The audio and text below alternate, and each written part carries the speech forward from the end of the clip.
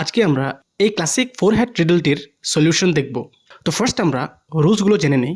Number 1, 4টি prisoner একটি লাইনে দাঁড়িয়ে আছে, কেউ পিছনের দিকে দেখতে পারবে না। নাম্বার 2, থার্ড আর ফোর্থ প্রিজনার দুটির মধ্যে একটি ইটের দেয়াল আছে। ফর দ্যাট ফোর্থ প্রিজনারটি বাকি 3টি প্রিজনারের জন্য ইররেলেভেন্ট। নাম্বার 3, প্রিজনারদের বলা হয় যে তাদেরকে পড়ানো হেডগুলোর মধ্যে দুটি কালো আর দুটি সাদা। নাম্বার 4, প্রতিটি প্রিজনার তার সামনের প্রিজনারদের হেড দেখতে পায় কিন্তু নিজেরটি দেখতে পায় না। নাম্বার 5, প্রিজনাররা একে অপরের সাথে কথা বলতে পারে না, বাট তাদের মধ্যে শুধুমাত্র একজনই নিজের হেডটির কালার সঠিকভাবে বলতে পারবে উইথ 100% সার্টেনিটি। তো কোয়েশ্চেনটি হলো হু অ্যান্ড হাউ। তো লেটস সি দ্য সলিউশন। সবচেয়ে পিছনে থাকা প্রিজনার, দ্যাট ইজ প্রিজনার 1, তার সামনের দুটো প্রিজনার, দ্যাট ইজ প্রিজনার 2 আর 3-র হেড দেখতে পায়। সে কেবল তখনই কনফিডেন্টলি তার নিজের হেডটির কালার বলতে পারত যখন সে তার সামনের প্রিজনার দুটোর হেড একই কালারের দেখত।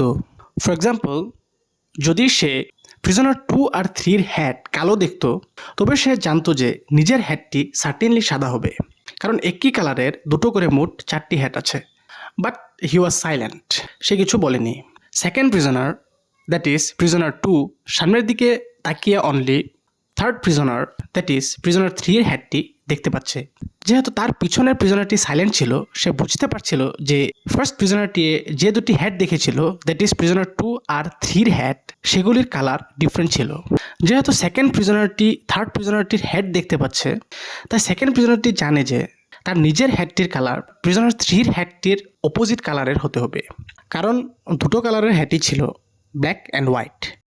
So he shouted out white, যেহেতু সামনের প্রিজনারটির হেড কালো ছিল। আর এভাবেই সেকেন্ড প্রিজনারটি কনফিডেন্টলি তার হেডটির সঠিক কালার বলতে পারে।